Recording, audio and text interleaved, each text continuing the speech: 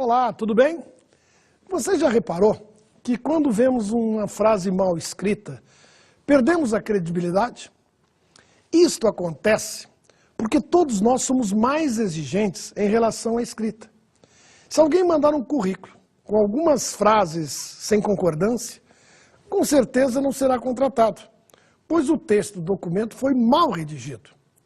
Alguns errinhos de concordância podem passar despercebidos, mas podem causar estranhamento ao leitor.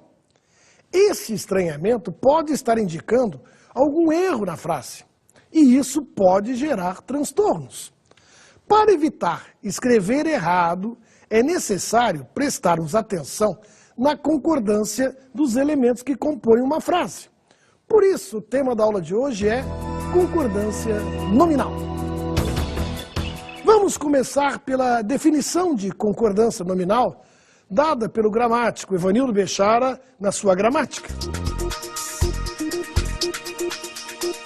Diz-se concordância nominal a que se verifica em gênero e número entre o adjetivo, o pronome adjetivo, o artigo, o numeral ou o particípio, palavras determinantes, e o substantivo, palavra determinada, a que se referem.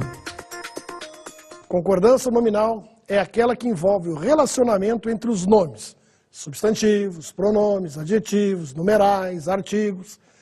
A regra básica de concordância nominal manda os termos determinantes, artigos, numerais, pronomes e os modificadores, os adjetivos, concordarem com o termo determinado, que é o substantivo ou os pronomes substantivos, em gênero e número. Portanto, quem manda na concordância nominal basicamente é o substantivo, que determina o gênero, masculino ou feminino, e o número, singular ou plural. Os determinantes e modificadores devem concordar em gênero e número com o núcleo do sintagma nominal, que é o substantivo. Vamos identificar os elementos que estruturam um sintagma na frase. Os seus 3 recentes livros foram lançados ontem. O núcleo do sintagma nominal é o substantivo livros. Como livros está no plural, os determinantes e modificadores devem concordar no plural. O artigo os, o pronome seus, o numeral 3 e o adjetivo recentes, mais o particípio lançados. Tudo no masculino plural. É importante lembrar que há palavras invariáveis, ou seja, não se flexionam, nem em gênero, nem em número.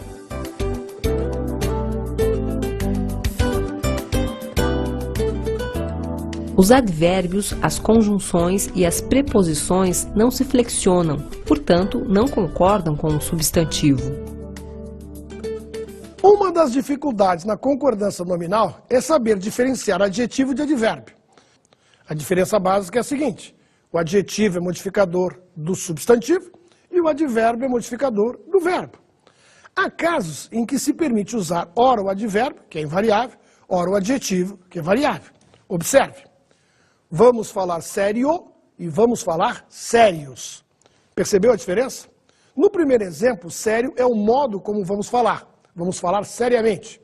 Como esse termo está modificando o verbo, trata-se de um advérbio, por isso não se flexiona. Já na segunda frase, sérios é um adjetivo, pois se refere ao pronome nós, que é o sujeito, no caso um sujeito oculto. Em razão disso, concorda no plural. Vamos ver como podemos distinguir o adjetivo do advérbio. Vejamos alguns exemplos. Esse plano apresentou o pior resultado. Pior é adjetivo, porque se refere a um substantivo resultado. Assim sendo, no plural ficaria: este plano apresentou os piores resultados. A concordância no plural do adjetivo pior com o substantivo resultados é obrigatória. Vejamos agora a seguinte frase. Ele agiu pior que o irmão. Se flexionarmos a frase para o plural, teremos: eles agiram pior que o irmão.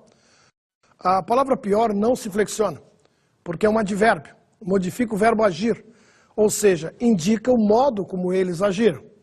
Os advérbios podem apresentar grau comparativo ou superlativo. Afinal, as formas mais bem e mais mal estão corretas? Melhor e pior são formas superlativas dos advérbios bem e mal, sendo, portanto, invariáveis. Ninguém me conhece melhor do que eu. O clube se organizou melhor neste ano. As formas mais bem e mais mal também podem ser usadas, desde que antes de particípios. A população estava mais bem informada do que há um ano. Este time está mais mal organizado. Podem parecer estranhas no começo, mas estas formas estão corretíssimas. Lembre-se que as formas mais bem e mais mal só podem ser usadas antes dos particípios e não são obrigatórias. Podemos dizer, a empresa está mais bem organizada ou a empresa está melhor organizada. Se não houver particípios, somos obrigados a usar a forma sintética, melhor e pior. Para atender melhor o cliente, eles agiram pior que o irmão.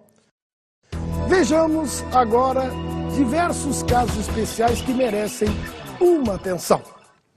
Um desses casos é aquele em que o adjetivo faz concordância com mais de um substantivo. Vejamos as frases. Ela tinha persistência e competência dignas de respeito. Escolheu má hora e local para a reunião. Nessas duas frases temos, respectivamente, o adjetivo dignas, referindo-se aos substantivos persistência e competência, e o adjetivo má, qualificando a hora e o local. Nos dois casos, há um adjetivo só, concordando com dois substantivos. Analisemos a primeira frase. Ela tinha persistência e competência dignas de respeito. Nesse caso, o adjetivo dignas está posposto a dois substantivos femininos, persistência e competência. Por isso, concorda no feminino e vai para o plural. Trata-se de uma regra especial de concordância nominal. Por isso, tome nota.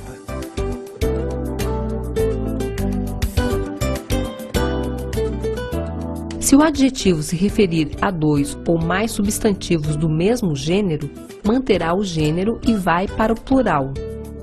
Vejamos a outra frase. Escolheu má hora e local para a reunião. Nessa frase, temos o adjetivo anteposto aos substantivos. Por causa disso, o adjetivo má concorda com o substantivo mais próximo em gênero e número, que no caso é hora, palavra feminina. O mesmo acontece em fez tudo com extraordinária força e empenho. O adjetivo extraordinário está no feminino, porque concorda com o substantivo mais próximo, força, que é feminino.